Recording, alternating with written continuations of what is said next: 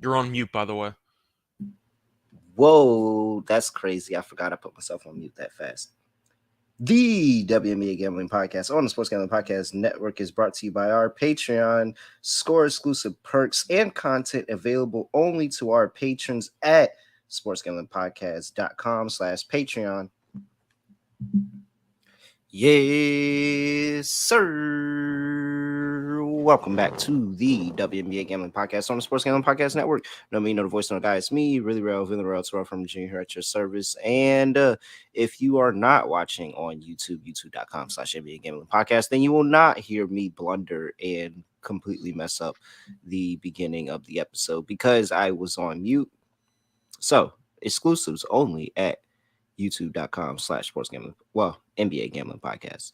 However, we are back with a massive, and I say massive, but this is actually massive for comparison to what is happening. Like, just imagine having every team in the league except two play in a game. That's what we got tonight. 5-game slate in the WNBA. Got my guy Scott Studio Rice Show with me. Scott, what's going on? And nothing much. Always looking forward to these big cards, so it's nice to get 5 games on the slate. I know we got pretty early lines for these as well. I saw lines last night, so that was refreshing. But looking forward to the 5 games. Hopefully they turn into profitable ones. Oh, very much so. And recapping what we did last episode on the show, we had a show for what was the last show? That was for Saturday. Saturday. Yes, Saturday slate. Man, I really got to start taking better track of these. What do we have here? Aces first half team total over that cash versus the Minnesota Lynx.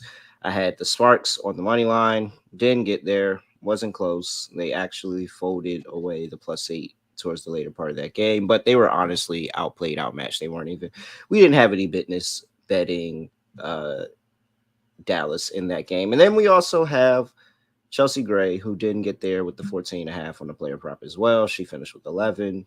I'm probably going back to her today, not going to lie. Scott, you remember anything about last time?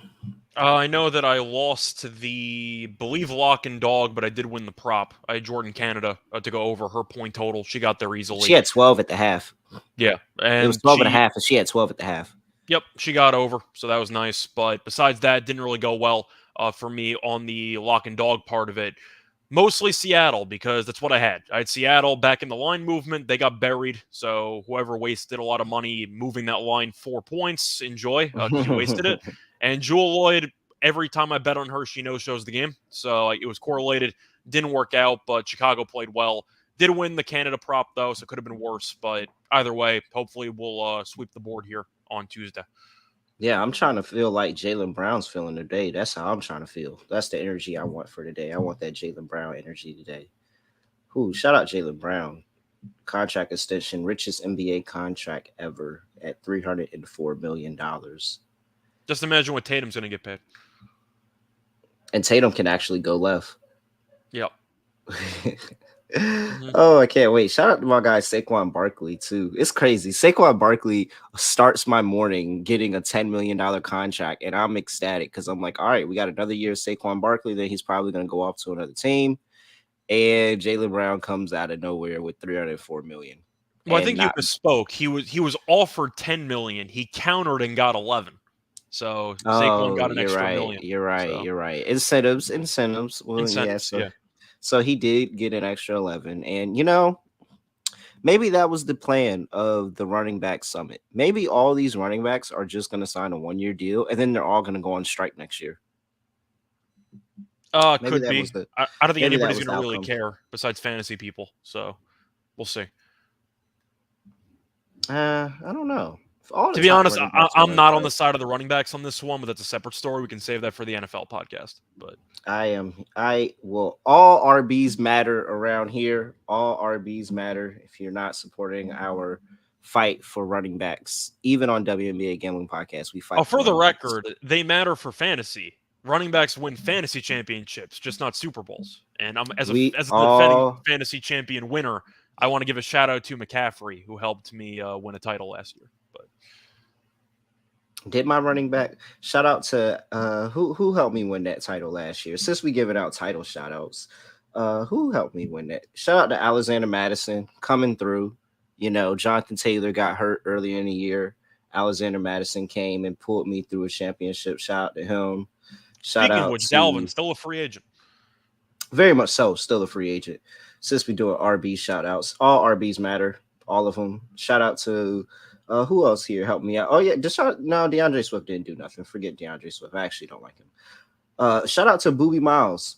Booby Miles came through for me. I traded you this offseason for Najee Harris, but you know, it's fine. This is a dynasty league, by the way. It's Yeah, fine. I figured that Shout out to Booby Miles. Need you. Yeah, I moved him and Ridley, and I got Najee, and I think I got a first round pick next year too. Okay, nice. I've never done a dynasty league, but You know, this is my first one, and it's pretty all right. We're in year 4. I think we're in year 4, and I didn't even know it'd get that far. All right. Enough of the NFL talk and boring the people. We have 5 games to talk about. We got to get through them, but before we do that, I got to talk to you about the Sports Gambling Podcast Patreon. Look, do your part against the war against corporate gambling and sign up for our Patreon. Tons of exclusive content. You can get merch, you can get contests. There's monthly SGP stories, a podcast with free uncensored stuff highlighting the best stories from decades. Well, I don't have decades of being a DJ because, you know, I'm not 100 years old working on this network. But, you know, people like Sean and Kramer, who else is old? Moonoff is approaching old status, I'm not going to lie. Malcolm is pretty old. when you say Malcolm, he old probably... status, does a kid like boost your status by how many years? Oh, the kid definitely boosts your status by 10 for Yeah, sure. okay. By 10? So everybody that has a kid, just go ahead and add an extra 10 years. And if they have 2 kids, add 5 on the extra kids. So Okay. Ryan's pretty old. Cody, man. Who else is old? Rod. I Rod is don't old. have any kids that I know about, so as far as I know, I'm still pretty young. So There's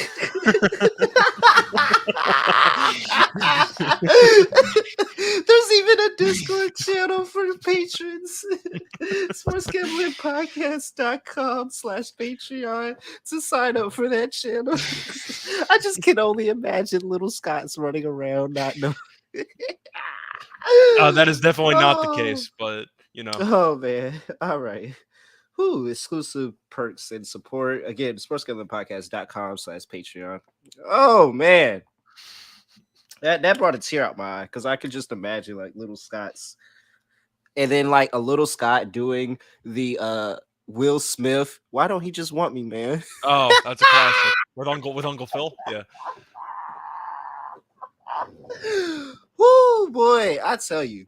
Y'all gonna get some good banter out of this show. If you don't get no good picks, you're gonna get some good banter. We're gonna sit here and laugh about nothing. Oh man. All right. First game on the board. 7 p.m. on the East Coast. Chicago Sky welcome the defending champion Las Vegas Aces to Chicago. You have a minus 14.5 for the Aces. Actually opened up minus 12.5. I'll let you know right now. My guy Ron be sending me the stuff from Vegas. Like when Vegas opens the line, I never ever saw 12.5. I only saw 14, and now it's 14.5. Shout out to Ron, by the way, for being an insider. Yeah, shout out to Ron. Let's see here. Opened up 170.5. I did see that. Came down to 168.5. Injury report for these two teams. And let's see here for Chicago. Same thing. Rebecca Gardner, Isabel Harrison. You know that. We've seen that all season. For the Aces, you know that Raquana Williams still has that back injury. And this actually came out this morning or yesterday night. I think it was yesterday night. Candace Parker did have surgery on that foot. Yeah. She's going to be out indefinitely. We'll see if she'll be able to make a return towards the end of the season, but do not expect to see Candace Parker anytime soon. So, I mean, are you laying it? That's really just the question. Are you laying it? I feel like I have to. Vegas is just so much better than Chicago. I'm not going to overreact to one good game against Seattle. We know Seattle's a poverty team at this point. So I'm not going to overreact to it. The Sky looked good for a game against the worst team in the league. Now you're having the Aces who are fresh off of another blowout win. All the Aces doing is win in blowout fashion. They're the best team, once again, I've ever seen in this league. Candace Parker's been out for a while, and I feel like nobody's noticed because they keep running through teams. I'm taking the Aces. I don't think Chicago is very good. I see the Aces winning by 20. Yeah. It's really that second half for Chicago of me. Like they're normally like just typically bad, but the second half gets pretty substantially worse actually. So looking at it in terms of points per game, 38.2 points per game for the Sky. That is eighth in the first half, and then they fall and finish the game full game 73.8. This is in the past 5 games. That is 12th in the WNBA. They kind of really drop in scoring in that second half. Defensively, there's a drop off. They're third in opponents' points per game in the WNBA in the first half, fall to sixth in the second half. We know this Aces team makes adjustments at halftime. Becky Hammond, great coach, and I just think it's too much. Like I truly just think, even without Candace Parker, that actually it kind of makes things worse because now Asia Wilson has no fear of just going and getting a bucket inside the paint. Like that was the issue for the first half of the season, was that it felt like there were times where she was deferring and she was timid. And I understand you have literally a team of all-stars playing with you. But now that Candace Parker is out and you have Kia Stokes, and Kia Stokes doesn't really give you too much on the offensive side of the ball anymore, this is really where Asia Wilson typically goes to work and really helps push this team over the edge. So there's not a fall off without Candace Parker. I hate to admit it, but it's not a fall off without the Candace Parker. All right, minus 14.5 for me. But in terms of the total, and I'll take a play on the Aces first half. Aces points per game in the first half, 49.4. That is second in the WNBA. And they give up 33 points per game in the first half. That is first in WNBA. They get up for the first half. They keep going. They get out to a lead early. I'll take them in the first half over the Sky. What's the line on that? We got minus 8.5. Large number, but I think they're up 10. But the play that I like a little bit more in that first half is the under 83.5. I just don't think the Sky are going to be able to score. If the Sky hold them defensively, and again, the Sky very good defensively in the first half, 38.4 points per game, third in WNBA in the last 5 games. That's a pretty solid stat. Do I think that they're going to hold the Aces where it's going to be close? No, but if the Aces play good defense, if the Sky just don't let them run out and score, what was it, 44 points that the Liberty scored the other day in the first quarter? Like, if they don't let them run over them like that, then I think that this under can come through in the first half. So give me a first half under 83.5 for this one. That was an all-time record, by the way. 44. It was. Slight lane to the under for the game as well. 10-minute quarters, if people forgot, which is just wild. But yeah, I mean, even in the NBA, you get a 44-point quarter. We're like, all right, yeah. Just wild stuff. But yeah, I'm with you. I feel like Chicago's going to have a hard time scoring. It's kind of the same breakdown that I had for the game over the weekend, which I know went over because you ended up seeing Minnesota actually perform pretty well offensively. But the argument is, well, if the Aces score 90, do I have faith in the other team? That's really what it comes down to. I'm not sure I do, so I'm going to lean under again. I know I got burned on it over the weekend, but I feel better about a team total in this one for Chicago under, because the Aces can score 90 against anybody and you wouldn't be surprised. Yeah, I agree with you. Let's see here. What is that? Aces giving up 76.4. Whoa. That water went down the wrong pipe. I hate it when that happens. 76.4 for the Aces in the past 5 games, giving up to their opponents. That is third in WNBA. That team total for the Sky is sitting at... Hold on. Let me find this. Where's my... I haven't used my loading drop in a minute. Where's the loading drop?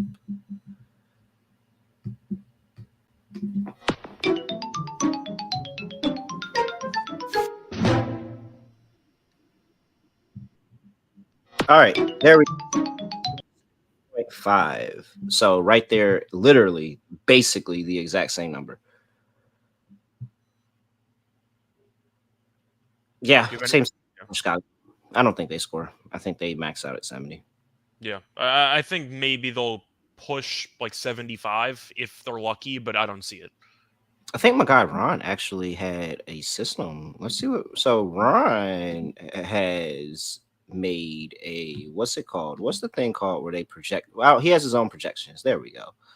He has made his own projections for the game, and Were his you going to say model? system Was model the word you were model going to? model is the word I'm looking for. He has his own model, and let me see here.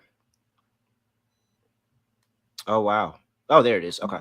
He has a close game, 88-81 Sky, but it still goes well, it goes 169. Okay, interesting. Still underplay. Still gives me good faith about the under. We'll see if the Sky able to score today. I don't agree with the model there, but potentially the model does have the Sky as a +7 in this game. That's gotta be Kalia Copper and Marina Mabry just going off. That's really the only options they have. Yeah, So I don't know how else they do that. Let's take that and roll this into our props. What do you like here? I'm not going against Asia Wilson. I feel like it's Gosh, pretty standard. without Candace Parker, she's just and I gotta look it up. I gotta look up what exactly she's averaging without Candace Parker. But She did whatever she wanted in that game over the weekend. I don't see Chicago having the size to actually stop her. So I like her overs. even I if you think have the size, like it's so hard because she's hitting step back jumpers. Like she's hitting step back jumpers out of the post. She's getting open on the pick and roll, and instead of driving, she's pulling up at the free throw line, hitting like she's literally scoring all over the court. yeah. I'm with you.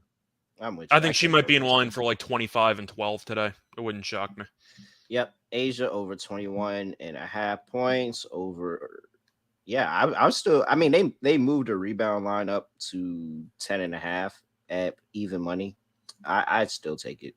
Mm. I think, like She's I still said, I been think going she's over. good for 12. Yeah, I think she's good for 12. I've seen some people playing Kia Stokes over 4.5, -130. She had 8 last game, I believe. Well, the argument is she's For going to get a lot rebounds. of minutes because she's the replacement for Candace. I don't mind that play at 4.5. Yeah, rebounds. Yeah, I don't mind it at all. Let's see here. What else do we got? I'm going back to Chelsea Gray, man. I'm going back to Chelsea Gray. Fool me once, shame on you. Fool me twice, can't put the blame on you. Fool me 3 times, you know the rest. 14.5 for Chelsea Gray. She gets my 20 piece today, plus 320. She does it. Okay. Because they're going to blow them out. And she plays the blowout minutes. And that just opens the door for her to just ball hog. Where's her assist at, though? Oh, point God. Gotta play her assist. I think she had like 8 assists in that first half last game. I'm not sure if you're going to get it because, once again, her minutes are a bit in flux. I see 8.5 assists. Ooh, at plus 114. Dang. It's a little bit Yeah. too large for me personally.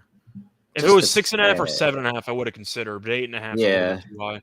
Um, Sky are better defensively. Like I said, they're not a bad defensive bunch. Like they're Yeah. not a bad defensive bunch. So maybe not Chelsea Gray on the assist today, but I'm gonna roll with her points again for sure. All right, here. Next before we get to the next game of slate, guys, talk to you about underdog fantasy because NFL is here and underdog Best Ball Mania 5, where first place gets $1 million.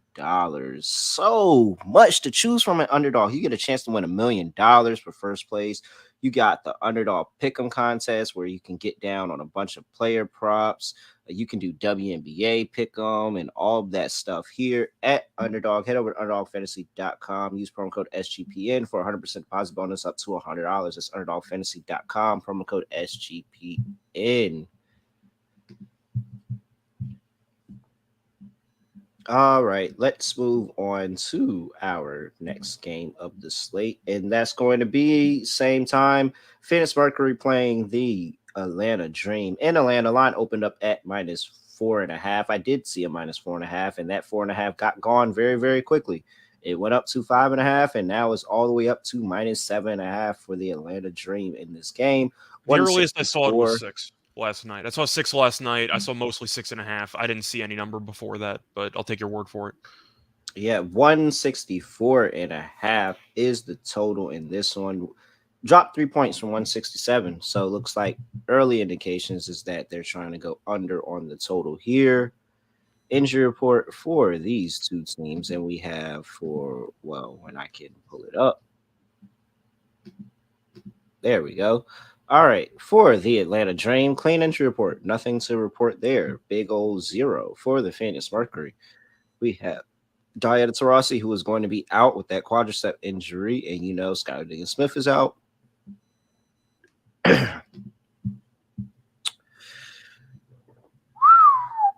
Does any of that mean anything to you?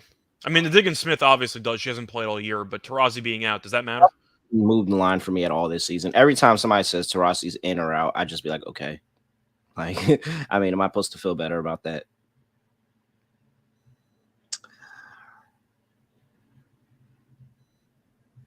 I'm on Atlanta personally. I mean, I guess I'm on Atlanta minus 7.5. I really don't like playing it like that. I preferred it at 7, but the Mercury are 1-10 on the road. They're just an abysmal road team. I can't have any faith in them to actually do anything. They looked good for maybe a game or two against Connecticut right after the All-Star break. Connecticut came out flat. Then they lost to a Miss 16 that's pretty compromised health-wise. You're looking at Atlanta. They had won 7 straight, came out of the All-Star break, experimented with the lineups for some reason, lost 2 straight games to Connecticut. Connecticut, once again, is a top 3 team in the league. Like, losing to Connecticut back-to-back isn't that shameful. But I do think you're looking at Atlanta at home against the bottom feeder with a shot to win their first game post All-Star break. It's a nice spot for Atlanta to come out motivated to get the job done against a weaker team. I think Atlanta buries them here personally. Phoenix gets blown out a lot.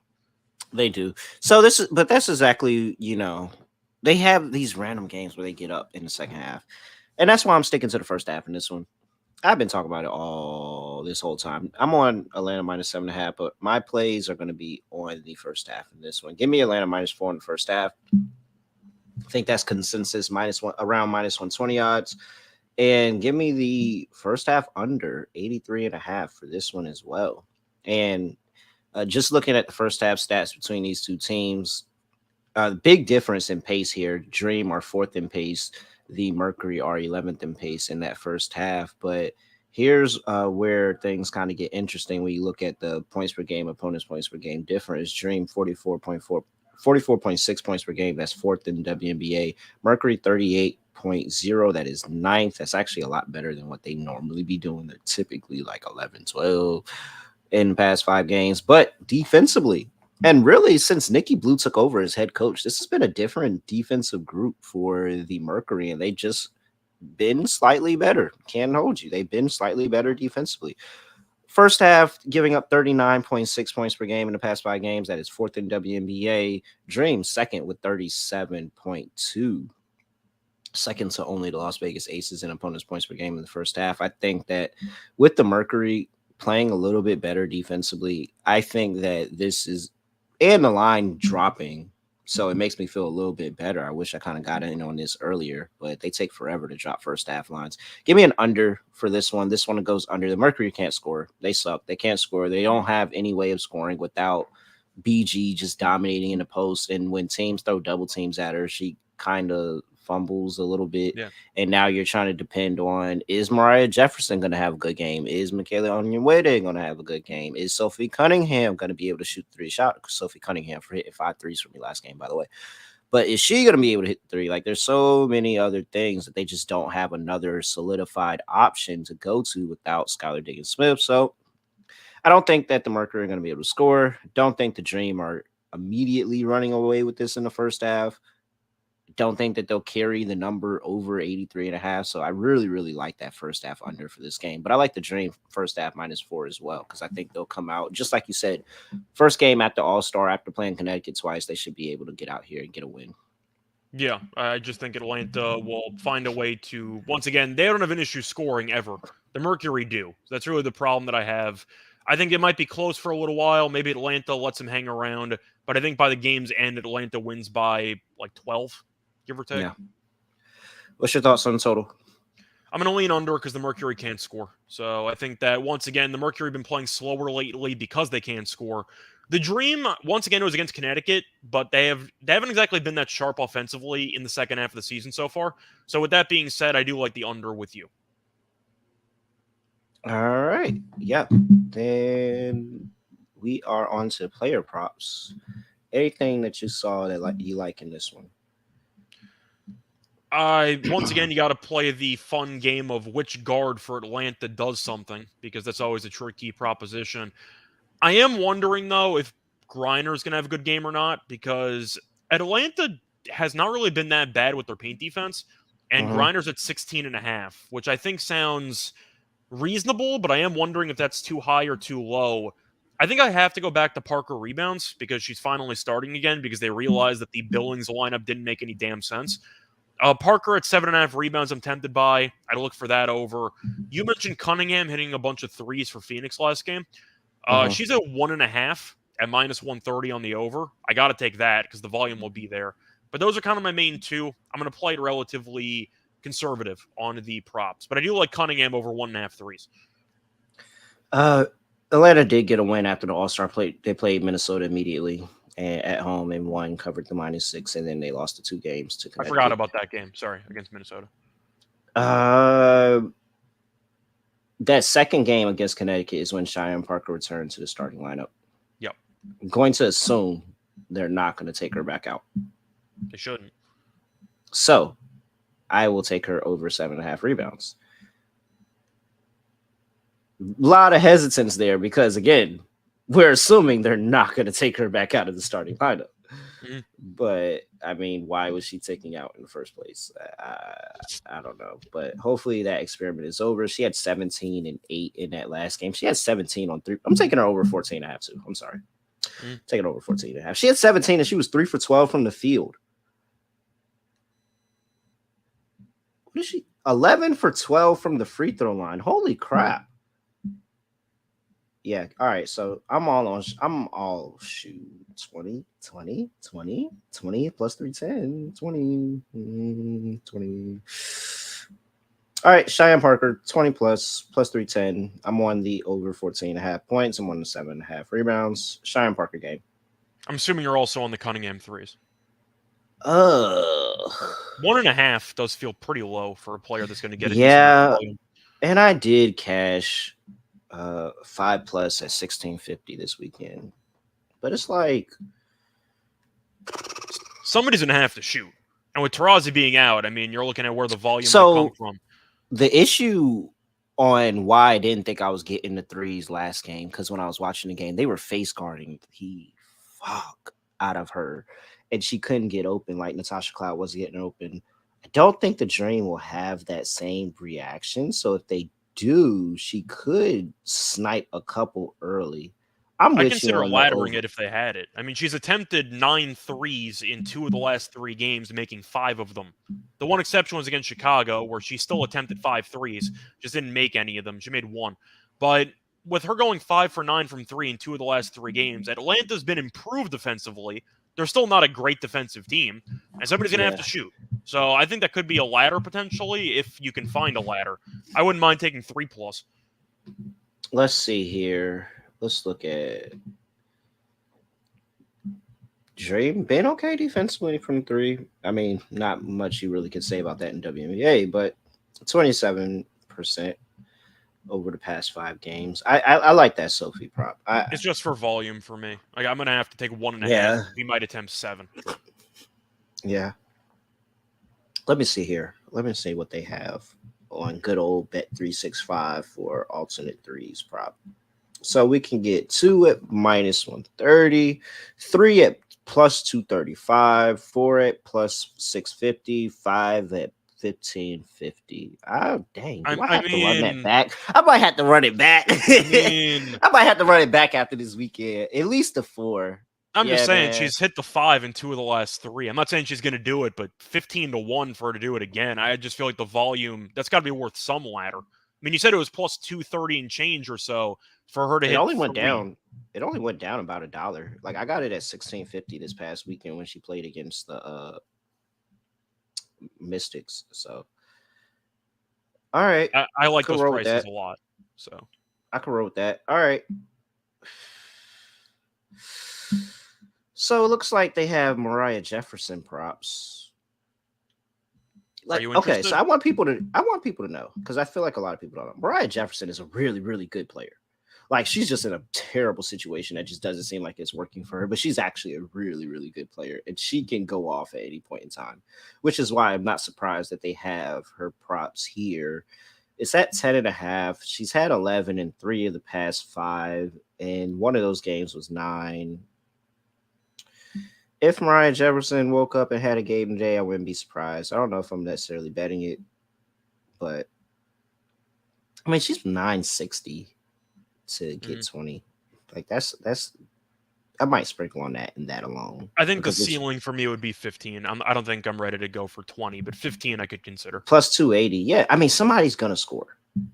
Somebody's gonna score something, and Grinder's only at 16.5. So if you're expecting even a bad offensive team to score roughly somebody 70, else, somebody's gonna have to score, as you said. Yeah. All right. Watch it be Michaela on your way day because they don't have her props listed. It just feels like that's the way. Could be. All right. I think that's it for that game. Let's move on to the next one. We are 3 games in of a 5-game slate here. No, 2 games in of a 5-game slate. Holy crap. All right, let's mosey on along here. We got the Seattle Storm going to play the New York Liberty. Liberty opened up as 14-point favorite. They are now over to minus 15.5. Line for the total opened up 166, sitting here at 170.5. Injury report for these two teams. Looky. We have for the New York Liberty, Stephanie Dolson, Han Shu, both going to be out for some time. Han Shu's playing overseas. Stephanie Dolson with that ankle injury. So missing some front court depth for them. And for the Seattle Storm, it looks like they got Jordan Horston, who was out for personal reasons on Tuesday.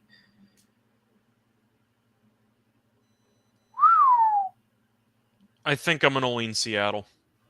I don't feel great about it, but they've actually done okay against the Liberty so far this season. They haven't won any of the games, but if you want to go, I feel like we've handicapped this game like 10 times this season. It's the last meeting this season because they faced off 3 times already. But to go through the results, the Liberty won by 8, they won by 15, and they won by 4.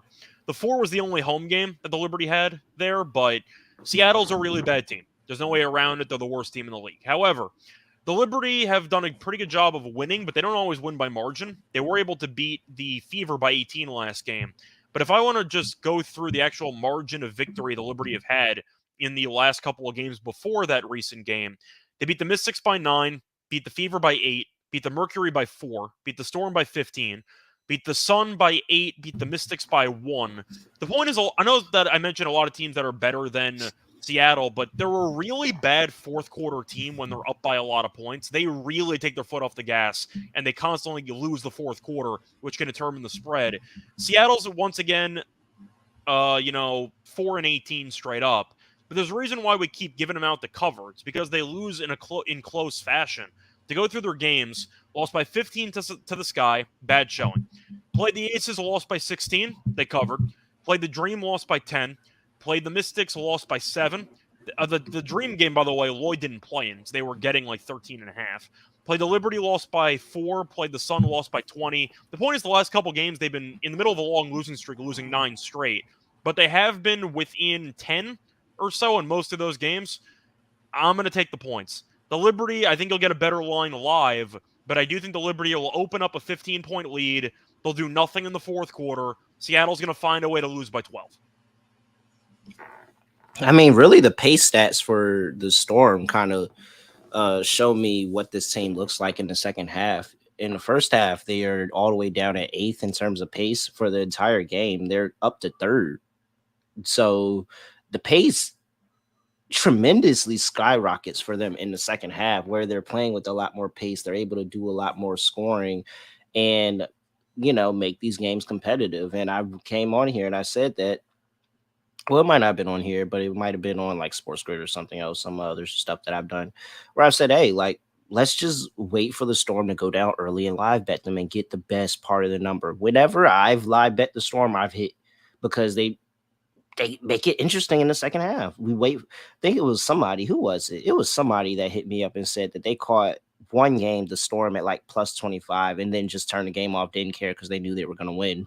Like, so yeah, I like the Storm to cover this one. Liberty defensively been brutal. Listen to opponents' points per game, 86.2 in the past 5 games. That's 9th in the WNBA. The Storm actually have a better opponents' points per game than the Liberty at 85.4.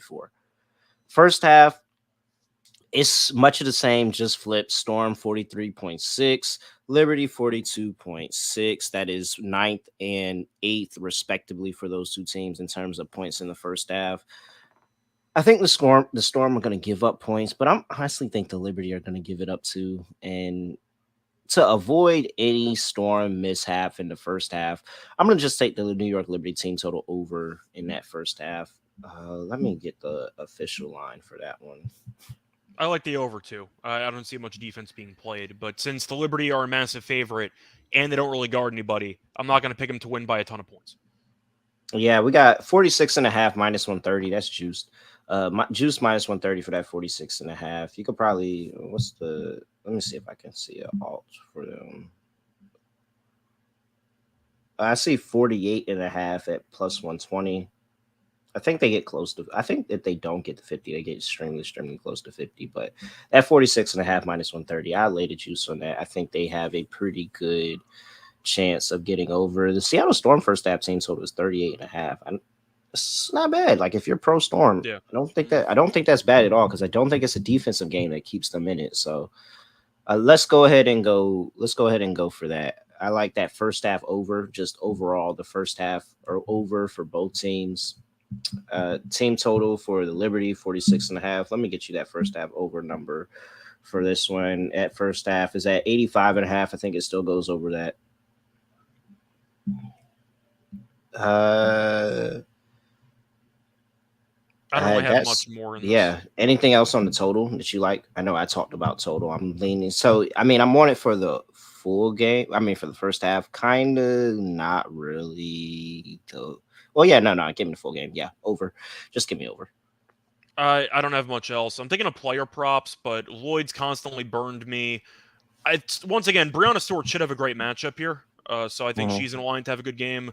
Ionescu threes might be worth a look, which I guess means I'm automatically considering Vandersloot assists because if they're going to score a bunch of points, she's going to get a lot of assists. But that's the standard props. Like I don't really see much more that I'm considering to get unique with, you know? Yeah. All right. No, we're on props. We're on props for this one. Yeah, I just went through mine. I don't have anything unique. I mean, yeah, I'm on Jewel. It wouldn't shock me, but I'm just tired of giving out her props, and she keeps no showing the games. Yeah, I mean, she's at a last. I mean, she's not going three. She's not giving 3 bad games in a row. Jewel over 22.5. And so here's the difference. So if you look at the defensive stats for the 2 games after All-Star, they played against the Aces, who opponents points per game 3rd in WNBA, and they played against the Sky, whose opponents points per game is 6th in WNBA. Mm-hmm. It's a pretty far drop off to the Liberty, who are at 9. Yeah. And it's just like it's a clear divide. And the Liberty have not figured this out defensively. It's just the fact that they run and gun so much and they have so many offensive, they can go inside, they can go from 3, they can do whatever, they can play pick and roll. Like it's so much stuff that they can do offensively that they just outscore teams a lot of the time. But they just don't prioritize defense. Yeah, she should get some work in today minus 130 for that 22.5. I see you probably can find a better number than that.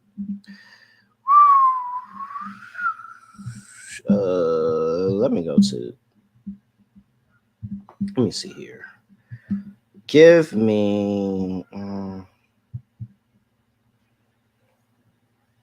I feel like it's been a while. She's had some like good finishes to the game, but it's been a while since Breonna Stewart has looked good from start to finish. Yeah. From start, like if you watch and you'll see it, you'll be like, oh, what do you mean? She had 23, 24 points the other, but she started the game like 2 for 8. It's all spurts. Yeah, like there's been a while since Breonna Stewart has had a good game from start to finish where she just slayed. Let's just go Stewie again, man. Very easy. I'm with you. Very easy. Stewie, Lloyd. That's it for me. Yep. All right. Injury report here. We have the not injury report. What next game on the slate? Duh. 8 p.m. on the East Coast, we have the Connecticut Sun playing Dallas in Dallas. Dallas opened up as a -1.5 point favorite. I saw that line, and it's up to -3.5. I was actually shocked to see that this morning, like legitly shocked when I saw that the line moved 2 points overnight. 166.5 is the total here. Injury report for these two teams, and we have for the Dallas Wings, it looks like pretty clean. What we originally, same thing for the Sun. Expect to see everybody that have been playing in this one.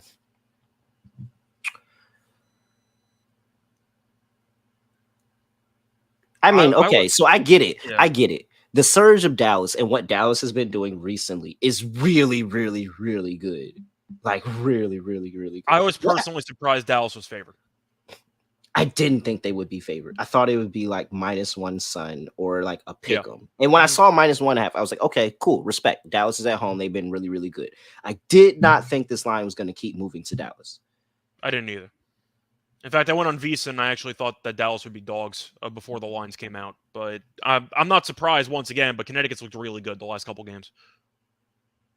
Dallas's last loss was July 5th.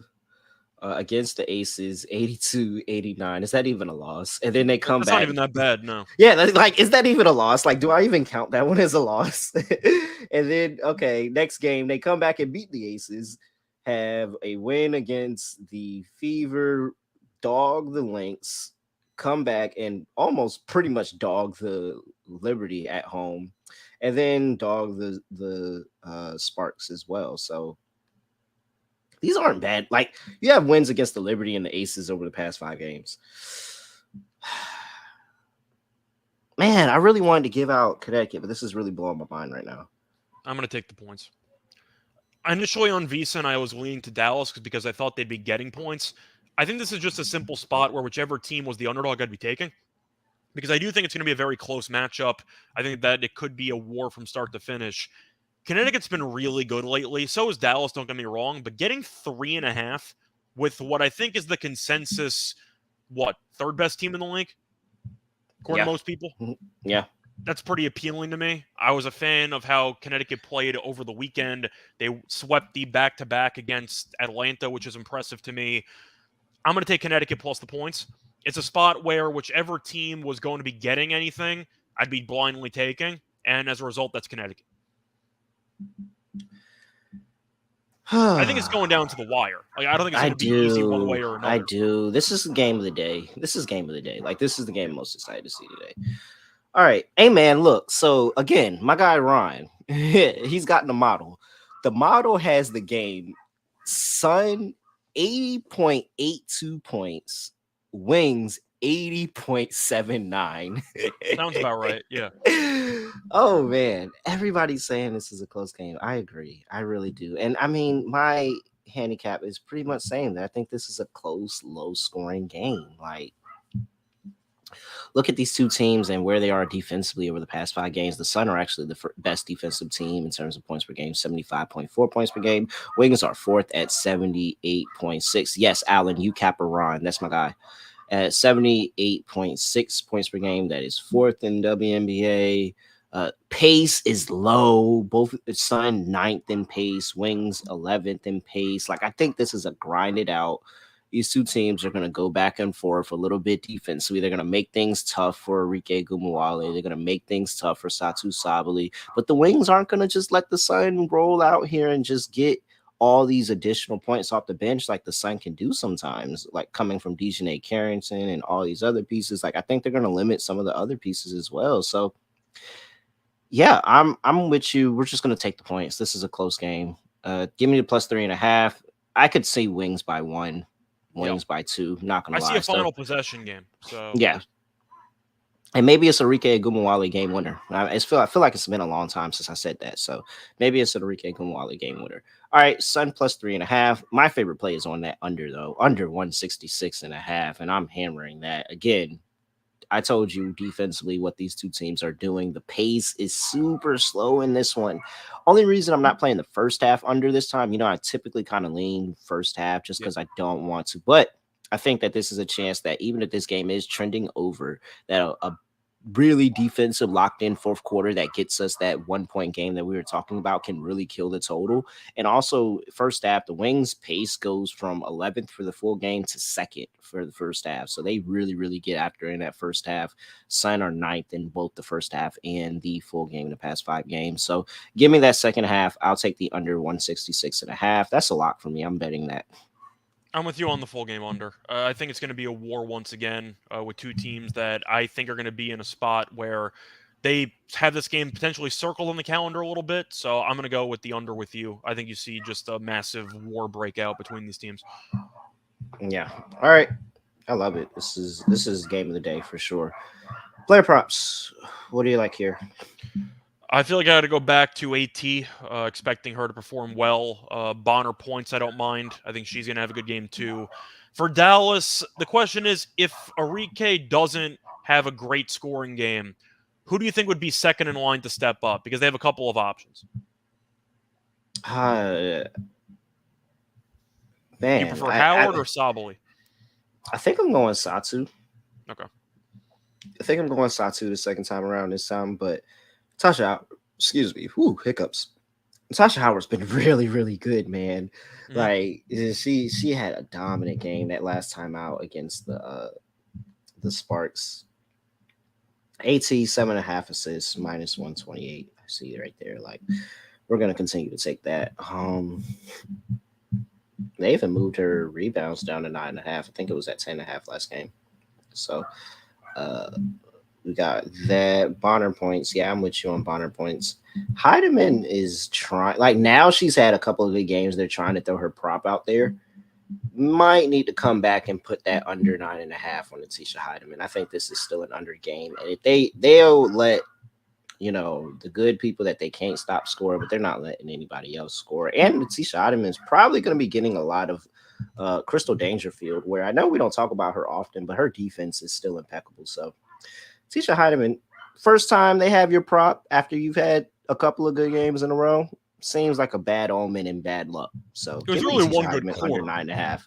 She had 24 last game, but I believe she had 20 points in the fourth quarter. So she did in the third quarter. So she did nothing the other 3 quarters. Yeah.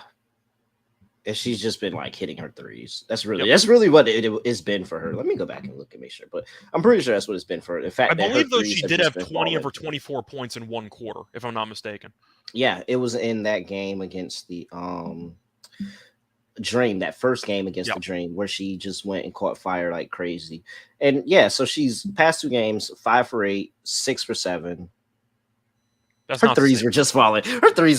Give me under. That's a DJ play right there to take an under. But this is the first time all year they've had her prop listed. Like literally the first time all year. It's such a fade. All right. 4-letter networks matchup predictor has a 60% chance for the Sun to win this. That's not good.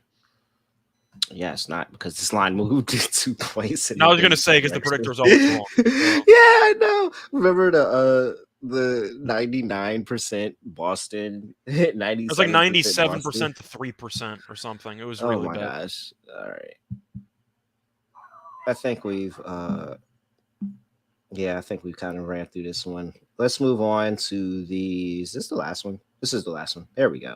Last game of the slate here. Indiana Fever taking on the Los Angeles Sparks in I guess we won't call it the toilet. Nah, we're calling it the toilet bowl. This is the toilet bowl. It's the toilet bowl game. Yep. All right. Sparks Fever toilet bowl game in LA. Minus 2.5 for the. You see 2.5. Sparks was no. It was open. That was open. Oh, okay. So opened up minus 2.5. It's currently minus 4.5. 165.5. That stayed true. I'm actually surprised that didn't move, but okay. Oh, well, that's probably why, because people are betting under. But injury report here for these two teams. Indiana Fever, Melissa Smith with that foot injury. She's going to be out for a little while. And for the Los Angeles Sparks, you have both Samuelsons look like, Katie Samuelson looks like she's questionable. Carly Samuelson is questionable. Katie Samuelson is out. There we go. Got that together. Chennai is out. Nia Clouden is out. So you can expect to see Jasmine Thomas. You can expect to see Jordan Canada. You can expect to see Lexi Brown, who all played last game. They are still active and expected to play. Zaya Cook coming off the bench. She's still playing as well. All right. It really comes down to if you want to do you want to lay 4.5 with a team that's lost 9 straight. Now I know the I 9 don't straight. trust the Fever in the second half. I was going to say I know it's misleading because once again the Sparks were injured to hell and back, and they got a lot of their players back. But Yep. I don't trust the Fever in the second half either. But I don't think I trust the Sparks to lay 4.5. I prefer the first half if I had to pick, hoping Yeah. that back at home against a bottom feeder, your team's relatively healthy again. The Sparks, when healthy, were not bad. So Let's see when the last time the Sparks won a game. it was 10 games ago, so probably a month. Was it really 10? They've lost 9 straight, so it had to have been 10 games ago. Oh yeah. Still scrolling. There we go. Dallas. You want to take a guess at the date? Well, today is July 25th, so I'm going to assume early June or late May. I'm going to go late May. Give me like May 27th or something. Dang, how many games do you think they be playing? I have no idea. It was June 25th. Okay, 1 whatever. month to the day exactly. The Whatever. last time the Sparks won a game. And the Fever haven't won many games either in the past month, so Come on, man. All right, I'll take the Sparks. I'll do it. I'll take the Sparks. I'll do the first half. I actually, what is the money line? If it was it's At 4.5, probably close to like 2-1. Yeah, it's 2 I was to 1. gonna say, If it was like open at 180. that, if you got it that open minus 2.5, I would have said just take the money line. Don't even play around with the points. Yeah, I'll take the Sparks in the first half. That's the better play for me. But I will, in terms of picking for us, I'll take the Sparks minus 4.5. Like, come on, it's literally been a month to the day, and now you're playing the Fever. You got to go out here and get a win. This is the most healthy they've been all season. Yep. All right. Total. I see people betting the under. Not exactly sure. Maybe it's because these offenses are pretty bad. Because if you look at it in terms of offense, especially if you think the Fever are going to win, you're just basically saying the Fever are going to score and the Sparks aren't. Because in the past 5 games, Sparks 76.6 points per game. That is 8th in the WNBA. Fever 83.2 points per game. That is 5th in the WNBA. But again, a lot of that time, the Sparks didn't have anybody playing for them. Like, they were really, really struggling to go and find people to play for them. But what I am looking at is I will ignore the offensive side of the ball. I'm looking at defense. You look at both of these two teams, past 5 games, Fever are giving up 89 points per game. That is 11th in WNBA. 87.2, that is 10th in WNBA. And you look at first half, it's no better. 49 points in the first half, 49.4 for the Sparks. Both of those are 11 and 12 respectively. I think the Sparks come out with a lot more energy. Again, 10 games, trying to get a win. It's been a month. I am going with the first half over here. Give me the first half over 83.5. That's been the number today. Said that number 3 times today. 83.5 over for the Fever and the Sparks. Yeah, I'm with the over as well. I don't see much defense being played. I know the offenses aren't great, but once again, the Sparks numbers are heavily skewed because they were using a bunch of backup players in their starting lineup. So at home, I think they'll play well. If they score potentially north of like 85, I wouldn't totally be shocked here. Maybe I wouldn't mind the Sparks team total over. I can see them playing pretty well once again at full strength. They're close to it. Mm-hmm. So I see points, and I like the over. All right. Let's see here. I have player props, NECA, of course.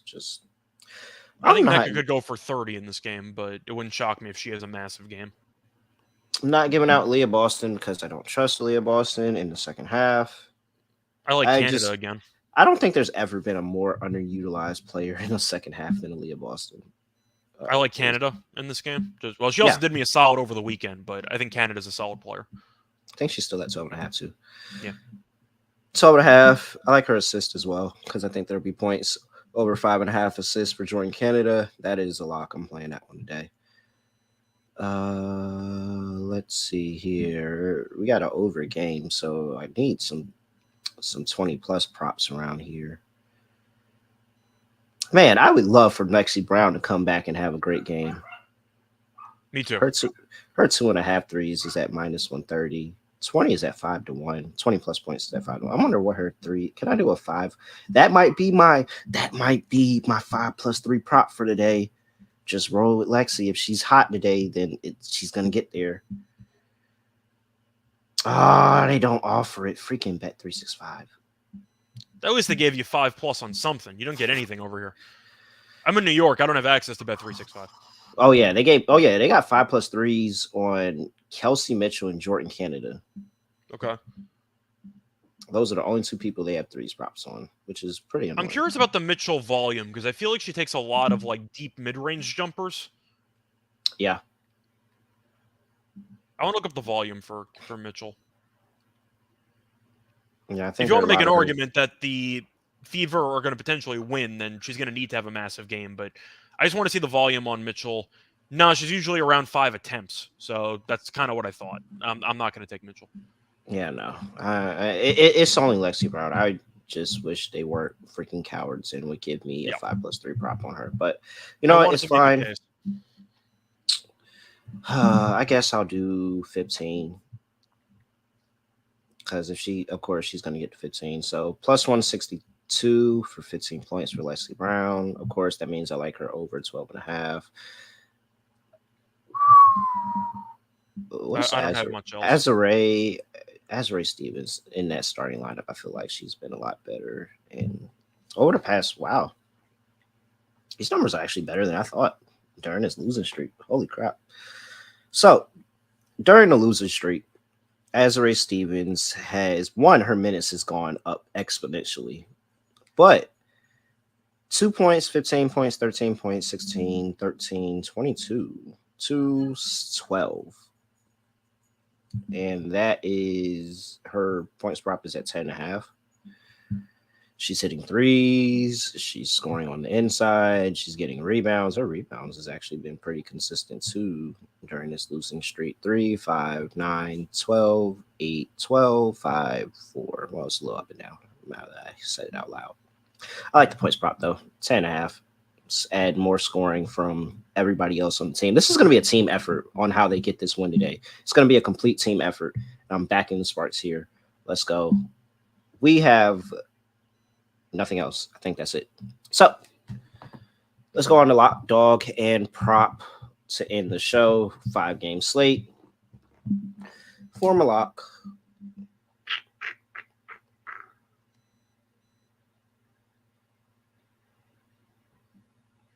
Give me that Sun Wings under. Give me that Sun Wings under 166.5. I found a 167 on DraftKings. Thank you. I'll take it. I'm actually about to go bet that now. Appreciate it. 167 under 167 for the Sun and Wings. I'm actually not trying to figure out my dog right now because I'm trying to bet the 167. All right. For my dog, probably just gonna go to a points prop here. Because I don't think there's nobody I'm willing to back. Wow, did I back all? No, I didn't. I'm just not willing to put the money on the Sun money line. All right. Let's go with Cheyenne Parker. I think Cheyenne Parker. Oh, Cheyenne. Is it Cheyenne? Or is it Lexi? At 162. It's not juicy enough, but I think it's Lexi at 162. We're going Lexi Brown. 15 points at plus 162. That's good enough to not be a baby dog.